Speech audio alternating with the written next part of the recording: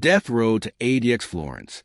Inside the secret transfer of California's most dangerous inmate, the shadowed transfer begins. Hey, you twisted minds of true crime. Smash that subscribe button, hit like, and comment below where you're watching from, because what you're about to see will crawl under your skin and stay there. Trust me, you're not ready for this nightmare. The night was thick with fog, curling around the high walls of California's infamous death row. The fluorescent lights buzz above, their glow casting cold, unforgiving shadows down the narrow corridors. In cell block D, a man moves silently, his orange jumpsuit a sharp slash against the dull gray concrete. He was calm, almost eerily so, but the officers surrounding him could feel the tension thrumming in the air like an electric current. Every step they took echoed down the hall, each metallic clang a reminder that this was not an ordinary transfer. The inmate, known only by a name that sent shivers through correction staff, Michael the Reaper Calhoun, had been California's most feared prisoner for over a decade. Convicted of a string of violent homicides, his reputation for manipulation, violence, and cunning had made him a nightmare for guards, fellow inmates, and investigators alike. Even seasoned officers admitted, in hushed tones, that Calhoun's presence made the prison feel like a powder keg waiting for a single spark. Tonight, that spark was imminent. The plan was simple on paper. Transfer Calhoun to the federal supermax, ADX Florence, a fortress in the Colorado desert designed to contain the nation's most dangerous criminals. But the simplicity was deceiving. Everyone involved knew the stakes. A single mistake could lead to bloodshed, public scandal, or worse, a breakout that would make headlines across the globe.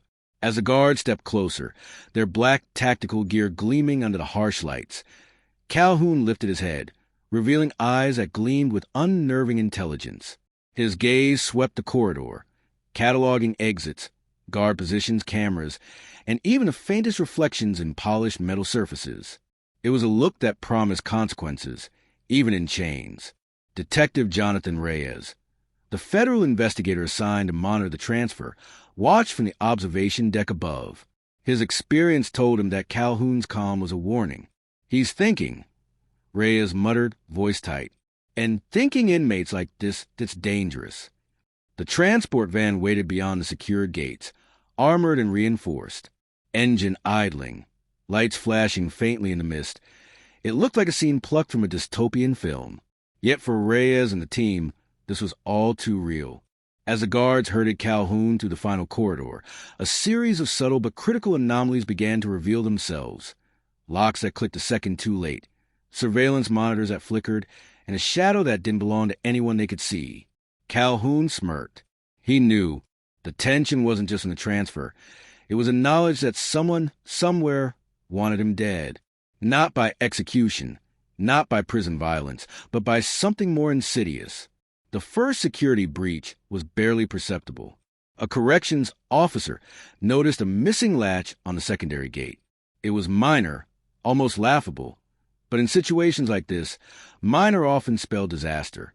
Reyes' instinct screamed. This was a setup, a test, or worse, a warning. By the time Calhoun's shackled feet hit the metal ramp leading to the van, the mist had thickened into a suffocating fog. Every shadow seemed to twist and writhe, hiding eyes, hiding intentions. He was flanked by 6 officers, each trained in lethal containment, each aware that one wrong move could end in tragedy. And yet, Calhoun's calm demeanor unnerved him more than any screaming inmate ever could. As the van door slammed shut, the sound reverberated like a gunshot through the fog. The convoy of 2 armored vans, 2 police SUVs, and a tactical escort moved slowly down the empty roads surrounding the prison. Streetlights flickered above, throwing everything into intermittent shadow. Onlookers who had gathered in the distance caught glimpses of the orange jumpsuit, the officers, and the sense of silent doom that trailed the convoy. But Calhoun wasn't looking at them. His mind was elsewhere. Plans, contingencies, the network of allies and enemies that he had cultivated over years of incarceration. His reputation had made him a target in multiple facilities, and now, as the journey stretched into hours of tense highway darkness, he knew the move itself could spark chaos. Inside the lead SUV, Reyes checked his radio and scanner repeatedly. Communications were secure, monitored, encrypted. Yet every nerve in his body screamed that something was off.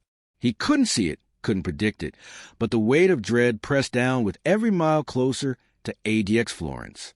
Then came the first real signal of danger. A vehicle trailing the convoy too closely, dark, nondescript, keeping pace with an almost robotic precision. Reyes' heart hammered. "We got a tail," he muttered, voice steady but low. A silent alarm blinked on the dashboard. The van behind Calhoun shifted slightly, tactical lights blinking but nothing overt. Calhoun, handcuffed, remained unreadable. Yet his head turned just enough to watch the approaching shadow. A smirk flickered across his lips, a signal that he knew exactly what was happening. Even before the officers did, minutes later, the convoy entered a remote stretch of highway.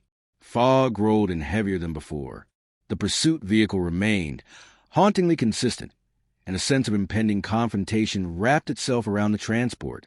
Then, as if on cue, an explosion of sound. Tires squealing, engines revving in a sudden flash of light shattered the silence. The officers tightened formation, weapons drawn, but it was Calhoun's reaction that stole the moment. Not panic, not fear, awareness, strategy. The journey that was meant to secure him for federal containment had instead transformed into a high-stakes game of survival, and everyone involved had become a pawn in his chilling, calculated world. By the time the convoy reached a remote federal checkpoint, multiple agencies were on high alert. Satellite feeds, helicopters, and roadblocks had been activated. It was a testament to both the danger of the prisoner and the shadowy threat that had followed them from California. When the van finally rolled to the gates of ADX Florence, the officers exhaled a collective sigh of relief. But it was a shallow one. Something inside the van had changed. Papers were moved, a file missing, an internal camera flicker unnoticed until later. And Calhoun, he had smiled. Not a victory smile, not a mocking grin. A silent promise that the real game had only just begun. As the massive steel doors clanged shut behind him, Reyes noted the tension that still hummed in the air. The supermax, designed to contain monsters, now held one who might be smarter than its architects had ever feared. And then came the final, horrifying realization. One of the officers' radios crackled with a brief, chilling transmission, unspecified, untraceable, a voice low and distorted. "He's already in control. You have no idea." The words hung in the air like smoke, leaving everyone frozen. The transfer was over, but the terror had only just begun. The fortress holds, but the mind roams. Before we dive in, don't forget to subscribe, smash that like button, and drop a comment below with your thoughts, where you're watching from, your theories, or how you'd survive facing someone like Michael Calhoun. Because trust me, this chapter will grip your nerves, twist your stomach, and keep you up at night. The gates of ADX Florence closed behind the convoy with a metallic roar that echoed across the desert plateau. The mountain winds whipped around the compound, scattering dust and sand across the razor-sharp fences. Inside, the supermax was a labyrinth of reinforced concrete, steel doors, and layers of security designed to hold the nation's most dangerous criminals. Every hallway hummed with tension. Every surveillance camera swept the cells in a synchronized mechanical dance. But even here, nothing could contain the mind of Michael Calhoun. As the officers led him into the intake wing, every step echoed like a drumbeat of impending doom. Calhoun's shackles clinked softly, a rhythm that matched the unspoken fear in the guards' eyes. They whispered each other, sharing stories of the men who had come and gone, some broken, some worse. Few had earned the reputation that Calhoun carried. Dangerous not just for what he had done, but for the way he manipulated fear itself. Inside the intake room, the medical staff and behavioral specialists tried to assess him. Standard protocols, standard questions. Yet every response Calhoun gave seemed layered with hidden meaning, an undercurrent of calculation. He described his crimes with chilling detachment, but his eyes held a spark, an awareness that unsettled even a hardened staff. It was as if he was already surveying ADX Florence, mapping out invisible vulnerabilities, noting everything that could be turned into an advantage. Detective Jonathan Reyes had followed the transfer up to Colorado, observing from the perimeter. From his vantage point in the surveillance room, he watched the cameras flicker across the intake procedure. Every subtle movement, Calhoun adjusting his cuffs, the tilt of his head, the slight smirk when a guard's glove slipped, was recorded, analyzed, and noted. He wasn't just dangerous. He was perceptive, predictive, and Reyes knew it. The same man who had orchestrated chaos on California highways could very well manipulate this fortress from the inside. The first few days passed under a controlled routine. Calhoun was led to a solitary cell, a cage within a cage, designed for total containment. Officers and psychologists debated his potential for manipulation. Was he feigning compliance? Or was this a man who truly recognized that patience could be his deadliest weapon? By the third night, whispers started. Shadows seemed longer in the hallways, security cameras flickered just briefly out of sync, and a few misplaced objects suggested someone, or something, was watching more than the prison staff expected.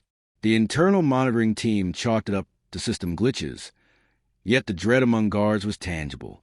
The fear wasn't that Calhoun could physically overpower anyone. It was that he could control situations, bend events to his will, and exploit human error like a predator stalking prey. Reyes stayed in the observation room late, reviewing footage for anomalies. It was then he noticed something small, subtle, but impossible to ignore, a glint in the corner of Calhoun's cell during a late-night scan. A faint reflection off what seemed to be an imperfection in the concrete wall. It wasn't just a mark. It was a message, a reminder. He was aware, always aware. The investigators began digging into Calhoun's network before imprisonment. Contacts, coded messages, allies among previous inmates. Anything that could shed light on his ability to remain influential even behind bars. They discovered a string of letters intercepted over the past decade. Cryptic notes hinting at influence, retaliation, and unfinished business. It painted a portrait of a man who didn't just survive. He thrived in chaos, using fear as a weapon far more lethal than fists or knives. On day 7 of confinement, the first incident occurred. A correctional officer walking the secondary perimeter reported a figure outside the designated surveillance zone, too quick to be noticed initially. Cameras later showed nothing. No one had entered or exited, yet items had been shifted. A tray moved. A pencil rolled off the desk as if nudged by an invisible hand. Panic didn't erupt, but unease spread like wildfire. Everyone understood that Calhoun's presence altered the normal flow of reality. Meanwhile, inside his cell, Calhoun studied the environment meticulously. Every guard rotation, every feeding schedule, every sound or vibration in the walls. He noted the weaknesses, small, nearly imperceptible, but exploitable. The officers could see a man pacing, reading, seemingly idle. Yet in his mind, 1,000 strategies were being formulated. He was preparing, not to escape physically perhaps, but to ensure his influence extended far beyond the bars. Reyes, growing increasingly anxious, initiated a series of controlled tests, restricted communication, timed inspections, and environmental changes to gauge responses. Each test revealed subtle shifts, a twitch of an eyebrow, a pause, a calculated stare. Calhoun's mind worked like a virus, probing for weaknesses, testing reactions, learning what to manipulate and when. Then came the whisper of betrayal. An officer confided in Reyes that an anonymous note had been slipped under a cell door in one of the earlier rotations. The note was brief, typed neatly. You think you see him. You don't. You never will. Every attempt to trace it led to dead ends. Cameras that inexplicably failed, surveillance logs that showed gaps too precise to be coincidence. Fear among staff escalated. Every sound became suspicious. Every shadow became a threat. The prison, designed to contain, now seemed like a stage on which Calhoun performed invisible acts of terror. He hadn't broken the rules, yet his presence had rewritten them.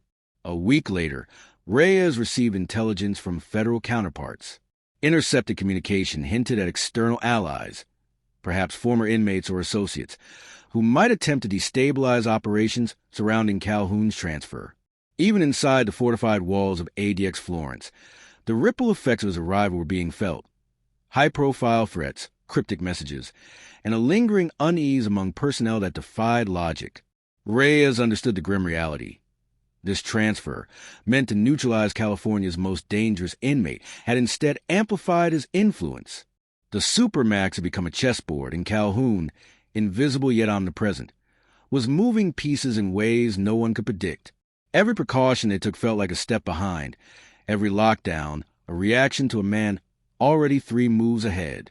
And then came the final twist. During a routine cell check, a hidden compartment was discovered, ingeniously embedded into the wall's concrete, overlooked during inspections. Inside was a small, encrypted device, untraceable to any known source. It wasn't weapons, it wasn't a key. It was information communication channels, and evidence that Calhoun's reach had extended even here. ADX Florence, the fortress meant to end his reign of influence, now held a man whose control and manipulation defied physical boundaries. Michael Calhoun was no longer just a prisoner. He was a force of psychological terror, a reminder that some monsters cannot be caged. Reyes leaned back in his chair, eyes scanning the monitors. The thoughts settled over him like a weight. Containment was an illusion, and the real danger was just beginning. The final containment and the shadow that lingers. By the 10th day of his confinement at ADX Florence, the atmosphere inside the supermax had shifted from tense to electric. Guards walked the corridors with the weight of unseen eyes on them. Officers avoided each other in muted exchanges, and every sound, a shuffling shoe, a clanging door, even the hum of fluorescent lights, triggered suspicion. Calhoun had become more than a prisoner. He had become the pulse of fear itself. Reyes, monitoring every camera, every minute of activity, realized that containment was no longer just about preventing physical harm. It was about control. The inmate's psychological dominion had spread beyond the walls, infecting the routines, decisions, and even conversations of those responsible for his custody. It was subtle, insidious, and terrifying. Then came the first overt act. During a standard inspection, a correctional officer found a tray of documents, handwritten notes detailing personnel schedules, security protocols, and vulnerabilities, tucked behind a false panel in the hallway. Every detail was precise, more than anyone should have known. Reyes examined the handwriting, the language, the phrasing. It was unmistakably Calhoun. But how? The surveillance log showed no unauthorized movement, no breaches. And yet, here it was, proof that his influence had already begun to infiltrate the fortress.